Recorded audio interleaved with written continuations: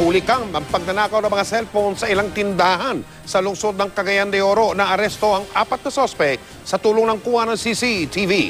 Nakatutok si Dano Tingkungko.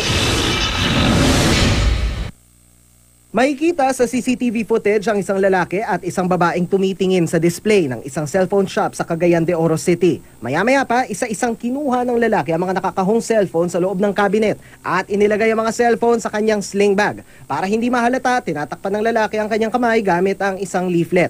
Habang ang babaeng kasabwat patingin-tingin sa paligid. Umalis ang dalawa pero matapos ang ilang minuto, bumalik at muling nagnakaw ng mga cellphone. Makalipas ang 2 araw, sa isang mall naman sila sumalakay. Pareho pa rin ang estilo. Nang makitang wala ng ibang tao, kinuha ng lalaki ang mga gadget. Ilang sandali pa, dumating ang babae. Binuksan ang glass display at isa-isang ipinasok ang mga cellphone sa bag ng babae. Agad na umalis ang dalawa.